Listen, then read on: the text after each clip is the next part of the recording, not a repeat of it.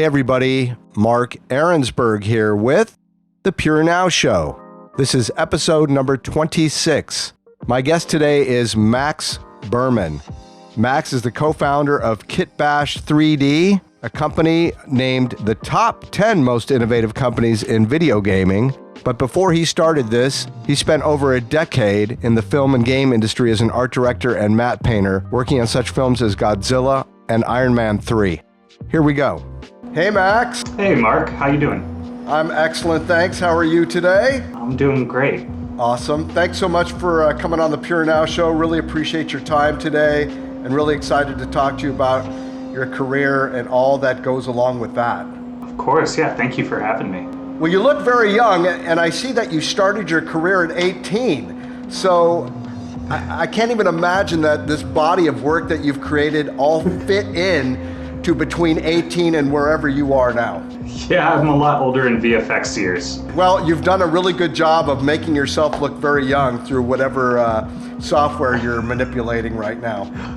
Thanks. Let's talk about how this whole thing started. Obviously, at some point, very early on in your youth, you were inspired by some event or something that puts you in line on this path, this creative journey towards being a matte painter and VFX artist.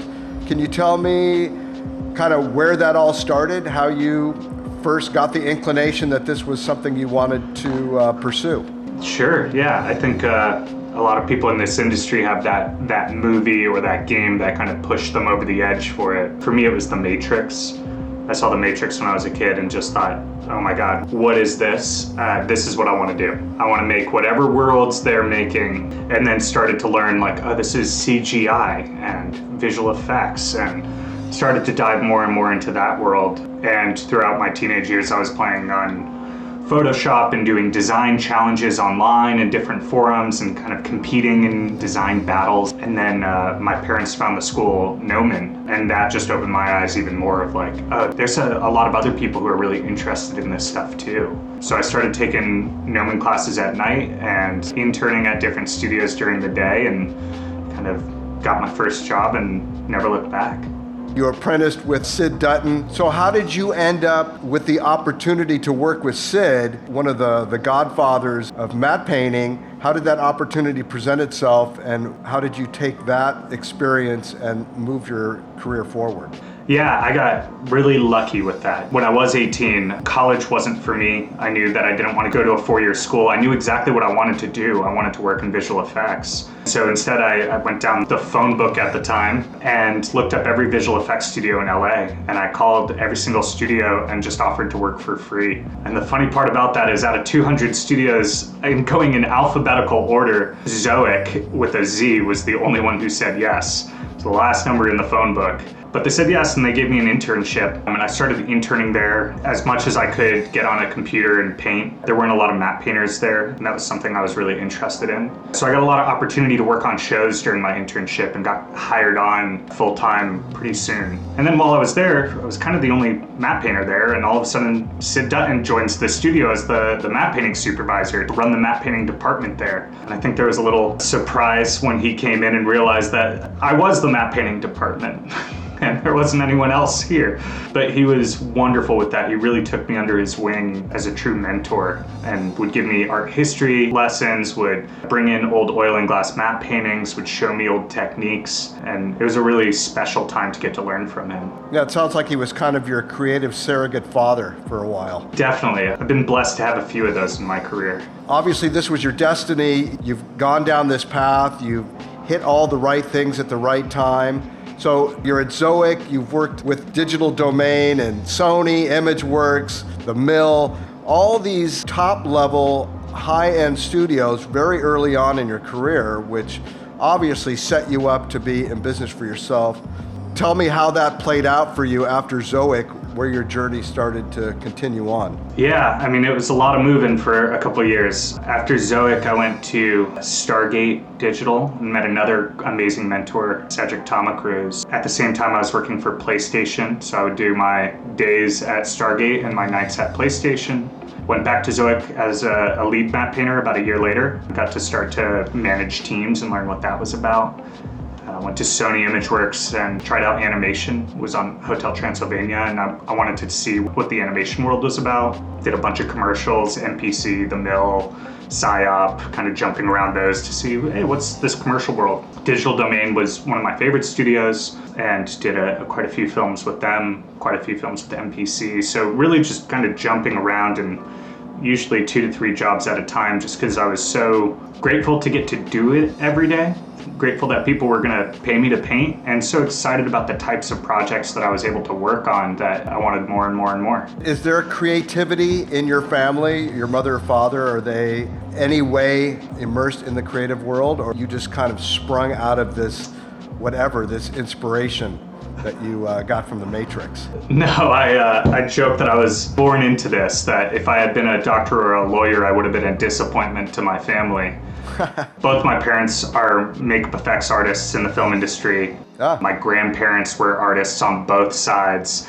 I come from a lineage of artists and grew up in the film industry. I think the difference for me was, I was raised in the era of the computer, and so that was really my calling of how do we combine art and technology together, and visual effects and video games are kind of the perfect place to join those two things. And since you did have that example of your parents who were really, all about hands-on, how did they connect with you, seeing that you had become this digital expert in what they'd been doing their whole lives in a more traditional way? That must have been kind of exciting for them to watch you develop as an artist and go into this whole new digital realm that they were not really too connected with. Yeah, I have the most supportive parents in the world, and one of my favorite things is getting to celebrate their achievements and victories, growing up with them in the film industry, doing their different shows and projects, and now getting to bring my wins back home and celebrate, these different milestones together. Yeah, that's super cool, man.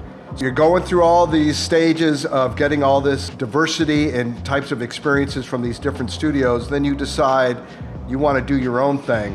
What was that moment when you realized that you could do this on your own? Well, not on your own, but you could open your own studio and start handling clients yourself and taking that kind of responsibility on? Yeah, I think I always wanted to own my own studio. I just love the idea of the freedom that brings, of being able to pick and choose the projects that you work on and be able to pick and choose the team that you get to work with every day. The timing happened to be good unfortunately, when I was at Digital Domain, they went through a really rough spot, and the LA studio had closed down, and it was about the time that every other major VFX studio in LA was closing. So me and everyone I know got shipped out. We had to go to either London or Vancouver or Singapore, and it was just take your pick, but you can't stay in LA. So I did some time in Vancouver and did a couple films up there and realized, I'm working crazy hours on these films. I don't know anyone in this city. I'd much rather be in LA, open up my own shop and just handle some commercials, or see if this might be an opportunity to at least get to work with my friends and the people I want to be around. So I moved back to LA, opened Skyward Visual Effects, ran that for about 1.5 years, and realized, goddamn, owning a VFX studio is one of the hardest jobs you could have. Hats off to every studio owner who does it. It's a lot harder than it looks, and unfortunately, we had to close our doors about 1.5 years after. Did a ton of projects I'm really proud of. Things like Game of Thrones and League of Legends and Super Bowl commercials and E3 cinematics, but we just couldn't figure out the business model for it. Well, let's talk about that, because there's a lot of young people starting out now in the VFX world. You see on Instagram a lot of ads for people teaching matte painting. It's still a very viable industry, but things have changed in the whole idea of having kind of a brick and mortar studio versus having just a pure online presence.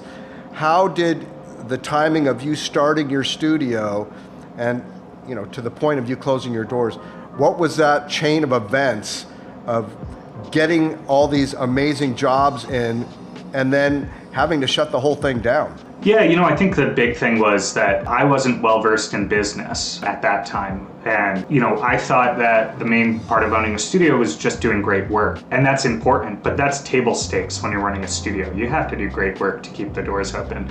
But there's so much more to it. And it was a great lesson of all the things I didn't know that I didn't know. It really showed how much I had to learn about business and how running a studio is not about going and doing art every day. I learned that these industries work in very different ways. The whole game in commercials is agencies. And the agencies have the studios that they work with day in and day out. And if you want to get in, you're going to do a lot of favors before you start to get a consistent flow of jobs. You're not going to make a lot of profit in the beginning, and you're gonna earn your keep. And that's something that requires, a lot more runway and ramp up in order to embed yourself in.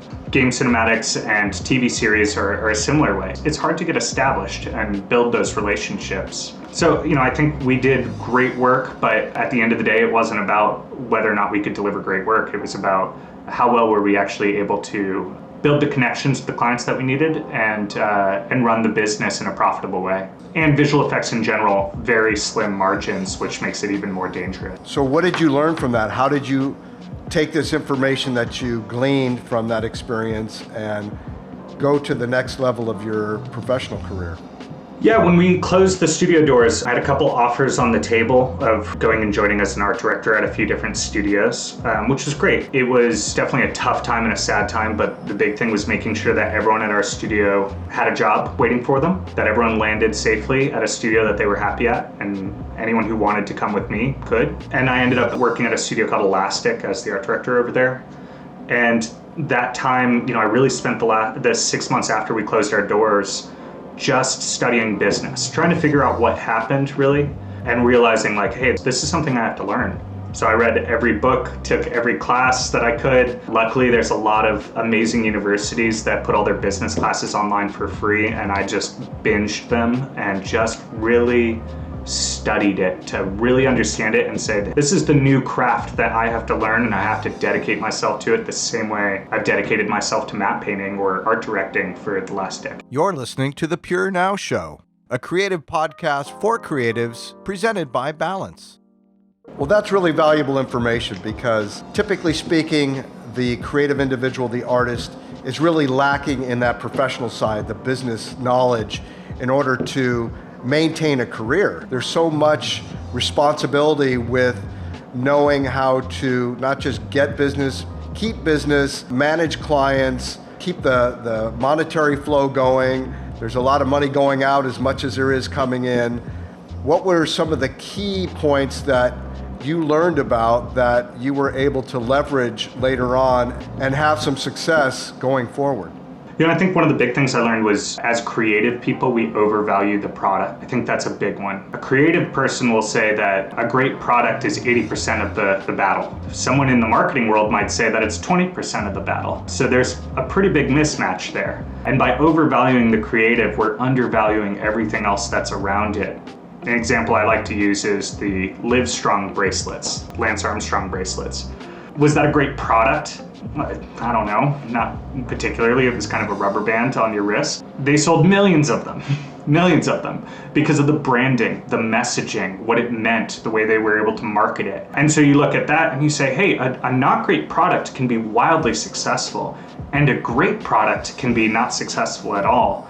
And so I think that was a big lesson for me in something I'm so passionate about is the art, the creative, the product we create, and starting to realize, hey, that might not be the whole equation here. There's a whole lot of other things that need to come together for that to be successful. And how did you take this information and then move forward? Because now you're more well-rounded as a creative business professional, and you could leverage this information to get not only the response from your clients, but working with teams, you're kind of delegating and thinking differently about how you approach the process, deliver the goods, and have a business model that you can work with. What did that kind of look like once you took all this information in and kind of started again? Yeah, well, I left visual effects.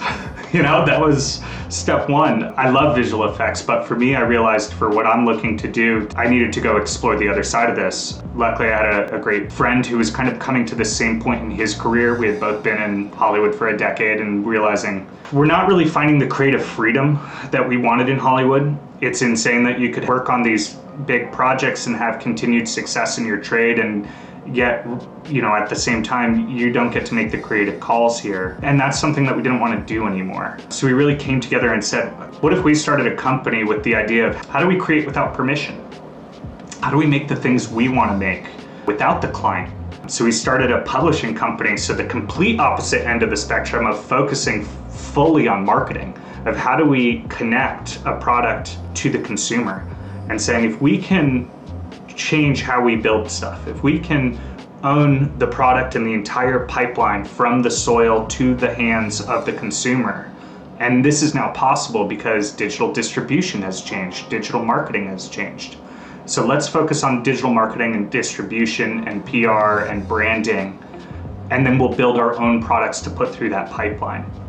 Our first product, we made a video game with Nintendo that we published, and then during that process, we started KitBash3D. And KitBash was an answer to a problem of, hey, we're not at a big studio anymore. It's really hard to get assets. And wait a second, like there's a bigger problem here, which is that studios aren't reusing their assets, and even bigger, people around the world who are trying to use 3D, the starting point is way out of reach because they have to learn modeling and UVing and texturing and shading and all these steps. And so we focused on that problem and said, how do we solve this so that we can enable and inspire other people to create the things that they want to create? And then taking that product and putting it through kind of our marketing and publishing pipeline. And that kind of coming together is what ended up being KitBash3D today. Well, let's talk about that, because you did kind of abandon the whole, VFX world, and it seems that you've been able to not just adapt, but change who you are, what you think about, how you respond to scenarios that are presented to you, which makes you very flexible and agile. And I know that's really important in this business, is to be able to change your mind and go in different directions depending on the change of the creative atmosphere. And what is that company doing now? How are you providing services? I know that you're also enabling artists to learn more and empowering people with skills so they can go out in the world and have careers for themselves. Yes, I might have misspoken with abandoning. Maybe found a different way to be involved in visual effects and games. And looking outside of the studio world and looking a little wider and saying, how do we change how this stuff is done? How do we change the process of how visual effects and video games are created? And how do we open the doors to more people being able to do that? So today, KitBash is 5 years old. Last week or 2 weeks ago, we were named Fast Company's most innovative companies in video games. And we're growing so that we can do more and more of this, which is get more people more easily able to create without permission. And I would imagine technology plays a big part in this, and is making it easier for you to reach others and for others to get this information and start their careers. And without the technology, it would be almost impossible. So I would imagine the technological platform that you're using is really powerful, and all kinds of people up and down the scale can reap the benefits of it. Completely. I mean, we are a technology company at our core, and we're a community. And I think those are the two things coming together to allow us to do this. Our community is in 180 countries right now, and it's everywhere from the top visual effects or even the top film and game studios like Disney or Netflix or Universal or Fox or Warner Brothers, all the way to the 19-year-old on their laptop who's downloading Blender or Unreal for the first time saying, I want to try this. And they're all able to use the same technology, the same assets, the same content. So how does it work exactly? Give me an idea of what the structure is, how you are finding people, how people are finding you, and what the steps are that people are taking in order to find success for themselves. KitBash3D.com is where everything lives. We have very active Discord channels, Instagram, social, all of that. That's really where our community lives. We do contests, great prizes, give away free kits and assets so that you have the building blocks to start to make something on your own, and a community to share it with who's a really positive and nurturing community in terms of always giving feedback or helping with maybe the roadblocks along the way as you're kind of learning this. We put out tutorials and interviews and videos on YouTube. We release new kits and new assets every month on our website. So, for us, it's about how many different places can we connect with our community? Can we bring products to them that make it easier to create? So essentially, you're building a community of artists and you're empowering them with tools, which is incredible. And what has been the response from the creative community to what it is that you offer, and also from the client side of this? Yeah, well, on the client side, luckily with KitBash, we don't have clients. We have customers. We have great customers. In terms of response, I think we've built a raving community here because they love what we're doing. And they're inspiring what we do every day. It's very cyclical in that nature. In terms of testimonials or projects, I think the projects that are using KitBash are our testimonial of if it's good enough for Last of Us and you can get the same thing, that's really what we're trying to hit constantly. If Marvel uses it and 2K Games or EA, if they're using it, that means that we've hit the quality bar that we were looking for. And then how do we get it in your hands as an individual so that you have access to those same tools? Let's talk about how the industry has changed, because now everything is pretty much online. Sure, there's still brick and mortar shops, but really things are in the midst of a significant change in how work is produced, how it's delivered, how it's created. How has this affected the industry itself, and then individuals who are coming into the industry who want to be a part of this kind of explosion of technology that is maybe leveling the playing field a little bit and giving more people opportunity to participate? Yeah, what a lucky time we live in to be at this inflection point of virtual worlds. Visual effects is changing in itself. Virtual production is becoming a new industry. Video games have exploded continuously for the last 10 years, but now we're seeing them move outside of just, hey, this is some competitive game. Hey, this is what concerts in the future look like. This is what experiences in general look like. And so, the quote unquote metaverse that we're getting closer to is starting to become something we can see as a reality. And, individuals around the world are getting more and more abilities to gain resources for their skills. Being able to work remotely for different studios is amazing. That opens the world up. It opens the talent pool up. But also indie games, indie movies, NFTs, different ways that creative people are able to monetize their trade. It just means that more people can come into this and that there's more of a viable livelihood here. You're listening to The Purenow Show, a creative podcast for creatives presented by Balance. And because there's a saturation point, there's so many people, it maybe drives down some of the quality, drives down how much they're getting paid for their work. What has this explosion of technology done to the industry as just like a standard? Because if somebody from anywhere can learn how to do this, and now there's so many more people doing this kind of work, how has that changed the industry? Yeah, the nice thing about video games is video games can look at film as like a couple generations ahead of it in terms of an industry, and film can look at music as an even older industry, and they're all following patterns. Anyone can make music today, and anyone can put it on Spotify. And what has that done for music? Well, on one side of it, maybe the most famous people aren't as famous. But on the other side of it, maybe the people who previously would never have found an audience can find enough of an audience to have a livelihood. So I think it kind of flattens out. Content-wise, I don't think anyone today would tell you that there's enough content to fill their hunger or their thirst. But what it's becoming is more niche content. Maybe I watch a YouTube channel on how car engines are built. And there's no way that there would be a television show or a network that was based on that niche of a engineering step-by-step deconstructing engines. But hey, you know what? There's enough people that channel can sustain today. So I think that's what we're seeing more and more, or at least what I'm seeing more and more, is niches can exist. They can find enough of an audience to sustain. But if you want to stand out, you have a lot harder of a time to stand out. You got to do something really special. And that may not necessarily be the quality of the visual content, because it's more, I guess, of the subject matter and how that's presented, because we're used to, just like going from vinyl records to MP3s, there's a degradation of quality.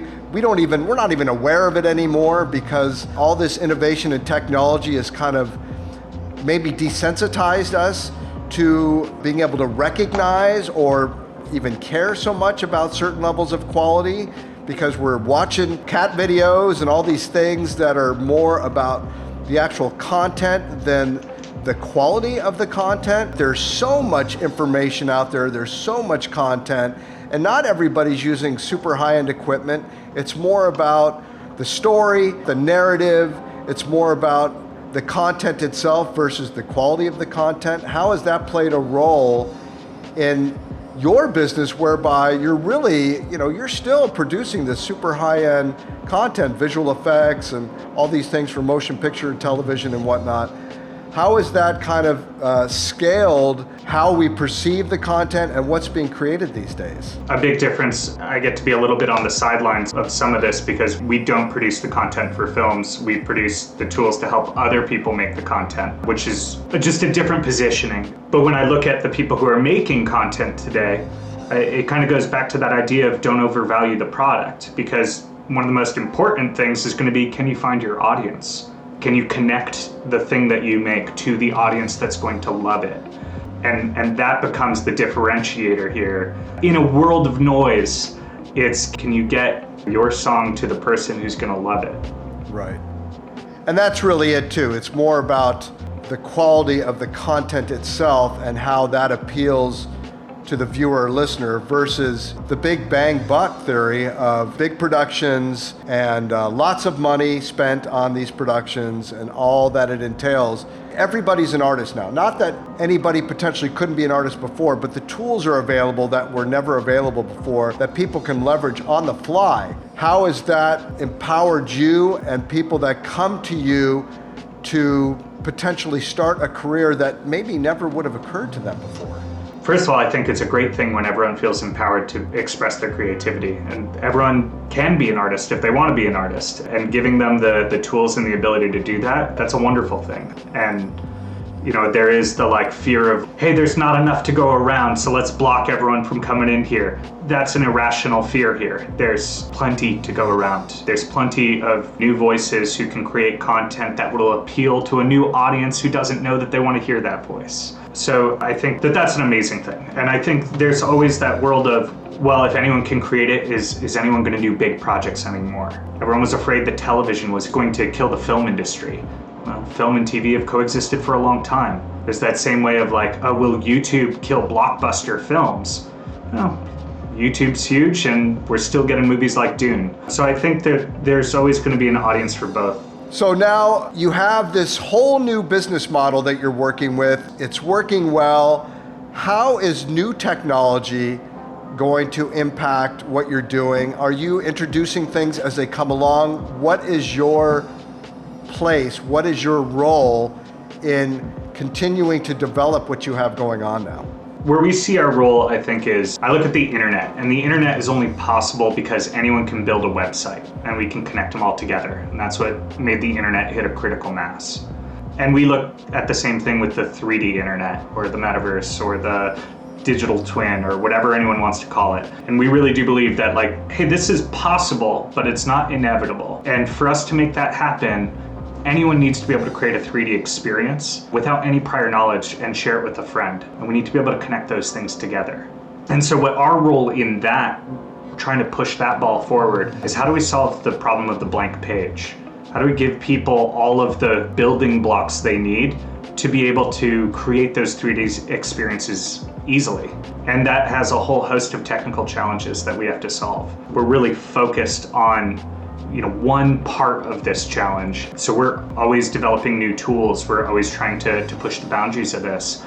We're always fighting for interoperability and software agnosticism, which means that whatever we build has to work everywhere for everyone. So when someone changes something, we have to be the first one to implement. And that's really for us how technology is constantly moving us forward. And do you think this whole thing is going to become essentially open source, where we're all sharing and anybody who's interested can create a professional life for themselves and sustain themselves? Is this kind of where things are going, that it's just going to be kind of a free-for-all? And how does that look from a customer side or a client side that's looking for talent? It seems like it's getting bigger and bigger, but are there more opportunities for people to leverage this kind of aptitude and experience to be able to make a living. How's that going to play out, do you see? I mean, I believe if the internet does do this and become a 3D space, we're going to see more needs for this skill set between art and technology than we've ever seen before. You think of how many graphic designers there were before the web and how many there are afterwards and how much more work there is for graphic design afterwards. You can imagine the same sort of thing for 3D, for concept art, for art direction, for the skill set that is inherently built into visual effects in video games. It's just now maybe that's not just a form of entertainment. Maybe that's a form of e-commerce. Maybe that's a form of social media. I think there's a lot of other applications that can be brought into this 3D space. What do you think some of the biggest challenges are now and that you foresee going forward that you can be part of the solution in either streamlining or creating more opportunity for others to be involved with it? Yeah, I mean, the big challenge we're trying to solve is really the learning curve for 3D is a big part of it. You know, there's one thing of the learning curve is brought down, that's kind of enabling people to do this stuff. But also you need to want to do this stuff. That's where the inspire comes in. How do we get people interested in making this stuff? And then how do we make it just fun to actually do? How do we remove the things that creative people don't enjoy doing so that they can focus on the stuff they do enjoy doing? And so those are kind of the main challenges, and kind of right next to that is interoperability. It's about being able to build something once and use it over and over and over again. Similar to SpaceX of, we're not going to get to Mars if you can't reuse a rocket. Well, we're not going to get to the metaverse if you can't reuse an asset. So are we getting smarter in that way, whereby we can create these assets, leverage them more over longer periods of time, get mileage out of them, so to speak, and not keep reinventing the wheel? KitBash is. In terms of libraries out there, I can't speak for anyone else's library, but us, we can update 10,000 assets in 1 hour and have all of them change to a whole new format, which is crazy. That's something that never existed before, which means, hey, if a new platform comes up, if AR takes off and ends up being where everyone's spending their time in AR, well, you can hit a button and have everything we've ever built now AR ready. And I think that's the kind of manipulation that we need to be able to do with the work we're creating in order to future-proof it and to make sure that when we build something today, in 5 years, we can still use it. This is becoming at some point a passé subject, but I still think it's relevant. How did COVID affect your business and you personally over the past couple of years? Yeah, I think COVID's been hard on everyone in the world. I think everyone in the world dealt with different levels of isolation, struggling to find joy in a lot of ways. I think with KitBash, we were really lucky. Our team is really tight-knit. We were a remote-first company before COVID. We had an office in LA, but most of our company was remote. And actually, I think COVID drove us to be the opposite, where now we have our office in Portland that's just packed full because everyone wants to be in the office again. But I think COVID gave us a couple things. When COVID first started, it was the first month ever in our history that we lost money, which has never happened before. And it's just because there was so much fear of just like, everyone stop everything. And that was a really scary moment. And it really tested us of like, okay, well, what are we gonna do here? And as we were losing money, we said, you know what? Let's give a Utopia kit out for free. Let's just give it to everyone who wants it and ask them, can you create positive and uplifting imagery and share it on social? Because there's going to be so much negativity happening right now. As artists, we have a responsibility to help people during these times with the images we can create. I think that brought our community together around a common cause, and it feels good to do good. So I think using our talents and our skills to be able to just share positive things during that time was great. I think it also gave our team a chance to focus. Said, hey, how do we look back at this time and say a lot of good came out of it? And I think when we run into tough times, that's the big thing is to say, okay, this might be a tough time here, but what do we need to do today so that in a year or 2 years, we look back and say, you know what, we got the gold in this. And I think we really did that. We focused in on how do we improve? How do we double down on life balance? Because there's no barriers anymore. So we need to be even stricter with when we can work and more importantly, when we can't work. Found more life balance in that sense. And during our work hours, we were able to say, hey, we're here, let's focus. There's nothing else we can distract ourselves with. let's take on a couple projects that we really want to use this focused time for. So that's exciting now to be on the other side of it and have these projects about to cross the finish line and release into the world and go, this is what we used our time for. You're listening to The Purenow Show, a creative podcast for creatives presented by Balance. Well, it's interesting because you just essentially brought up quality of life issues, and I think that's really critical, that there is a healthy balance between what you do to generate revenue and sustain yourself versus recreation and just having your other part of your life. Not that anything is separate, it's all together in some way. How have you personally gone from being a studio guy, working ridiculous hours, then kind of scrapping that, doing your own thing, still working ridiculous hours, closing those doors, where you're at now? How is your time spent, and how do you feel about your quality of life and what you've created for yourself? We had an interesting challenge with KitBash because we kind of knew from the get-go that we wanted to work on this digital internet, and we were starting our company 10 years before the industry existed. And so it's a very different mindset where we don't have clients who control our schedules, we control our schedules. And what we really need to do is make sure that in 10 years we want to still do this. And so burnout is not an option for us. It's not an option for anyone on our team. And one of the challenges there is if you have a team of high performers, which the KitBash team, everyone there is really driven, they're passionate, they're very high performers. They have no problem working long hours. They have no problem stressing themselves. They have a big challenge when it comes to taking time to rest. That's where the struggle comes in. And I know that personally for myself. I could put down the hours, no problem. It's a lot harder to walk away at 6 o'clock and say, oh, I'm done for the day, I'll pick it up in the morning. That's a tough thing that requires a lot of practice. So for us, we put rules in place for it.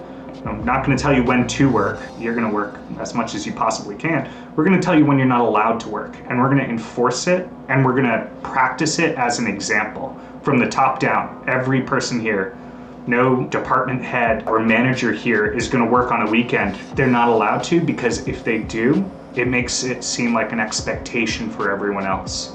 So we police the non-working hours. And because of that, a lot of people on our team on Friday, they're like, oh my God, so much happened in this compressed amount of time.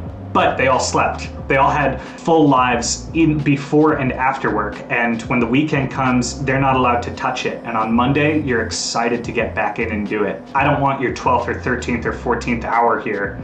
That's diminishing returns. I want Monday morning at 10 a.m. to be like a horse when the gates open and just be so excited to get back in. And luckily, we've been able to maintain that and keep that for 5 years and looking to do that for another 5. Well, that sounds like a very thoughtful culture and unusual even, because in times where people are trying to get as much work out of people as possible to the point of people jumping out of windows, it's a good story to hear that you are, again, thoughtful and you care about the lives of people, the quality of their lives, and you obviously will get a lot more out of them having that consciousness around personal schedules and professional schedules. How has that played out for you? What do you see as a result from the people that work with you? And thank you. I think the big thing for us, we wanted to build a studio that we wanted to work for. At the end of the day, that's what we're doing, because it doesn't matter how much success we have or what projects are using KitBash if people are leaving the company being like, man, it sucked to work there. And I've worked at more than a few studios where I walked away feeling that way. And God, that's the last thing I want with a company that I put my heart and soul into, is for anyone to walk away feeling that way. So just as important, if not more, of the things we build and the community we build is the team we build and how they feel about the company they're a part of. And as a result of that, people stay at KitBash. They're not looking for other work. We have great talent and our team is growing consistently. People want to work here. They want to leave AAA studios to come work here. Because we're doing cool work, we're doing exciting stuff, we're having a big impact, but also because they know that they're going to be really valued here. Not only be trusted to do what they do best, but also we're going to make sure that they live a full life. Yeah, and that seems like an answer to attrition. You've created a culture where people feel comfortable, they want to be participants, they want to stay, they're not always looking on the outside to see what's next, which I think leads into advice that you would give to people who are coming up in the business, who are considering this industry, based on all your years of experience, all the ups and downs that you had to go through, what would be kind of a utopic path that you might recommend that maybe some people can avoid some of the unnecessary pain and suffering that you went through and navigate getting through the obstacles to get to a place of success maybe a little quicker, again, with less pain and suffering? Yeah, less pain and suffering is definitely the key. I think that's it's the key to it all. Don't do the pain and suffering. The truth is there's no finish line where you're gonna feel successful. If you don't feel successful today, you're not gonna feel it in a year. You're not gonna feel it if you get an award, and you're not gonna feel it if you make a certain amount of money. If you don't feel it today, you'll never feel it. That's just the truth of it. And if you're not happy with what you're doing today, it's not like, hey, when I get that promotion or I get that raise or I get that project, I'm gonna be any happier than I am today. Those things do not bring happiness. They don't. And you could spend a decade chasing those things thinking that they are gonna bring you happiness, which is unfortunately what I spent, or fortunately what I spent a decade of my life doing.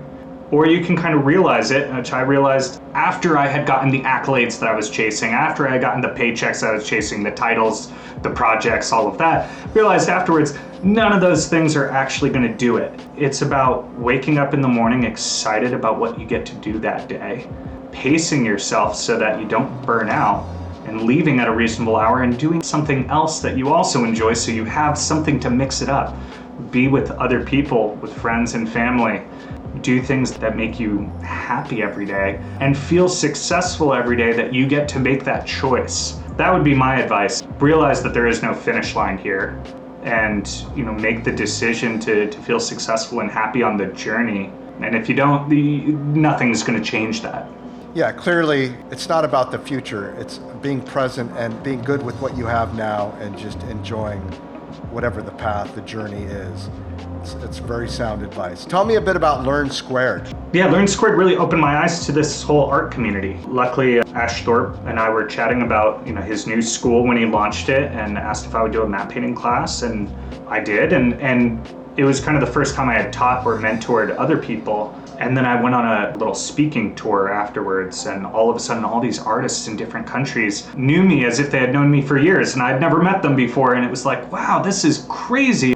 I have this instant connection with all these people because I felt like a friend. I was in their ear while they were learning something, right? And it was a really cool instant connection, which really opened me up to get to learn more and more of these different art communities in all totally different cities and countries that I had never been to. And I think that was kind of the first inkling of, hey, it feels really good to help other artists on their journey. It actually feels better than me doing a big project. It feels better when I see someone that I maybe had some hand in their career. When I see them do a big project, I feel so much more satisfaction.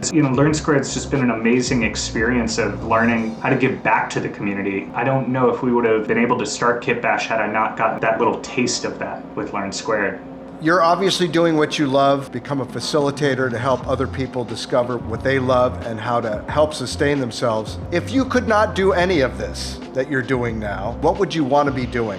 I mean, anything. What's on your mind as far as the dream life going forward? My joke of this is like, any advice for an 18-year-old is go study like wine and horticulture or something in college.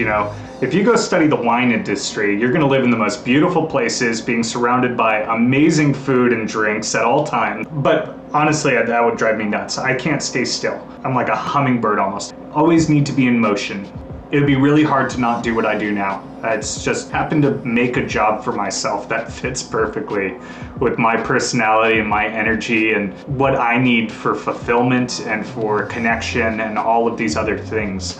I absolutely love business. I love getting to serve the creative community. It's a group of people who I deeply love. So getting to help them do what they do is so fulfilling. If I wasn't able to do all this, oh God, I think at that point I'd just, have to retire and go sit on a beach somewhere. So what do you do with your free time? I mean, it's all your free time, but what do you do for fun, recreation, aside from, the business thing? Yeah, I have an amazing partner at home who I love spending time with. We love cooking. We have a silly dog that I love playing with.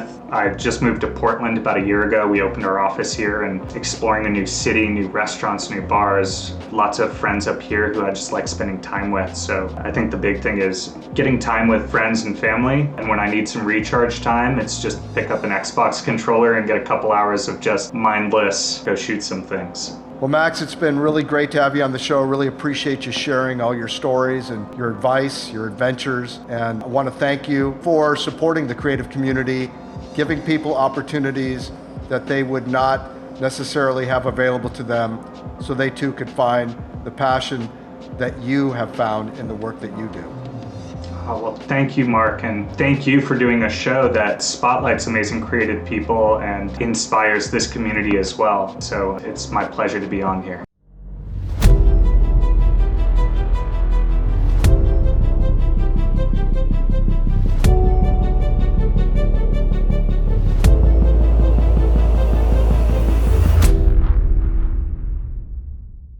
If you enjoyed the Purenow show, you can check out more episodes at balancestudio.tv or anywhere fine podcasts are broadcast. Purenow is produced and engineered by HaiHa Dang and directed by Dong Wun Guan. Thanks so much for watching.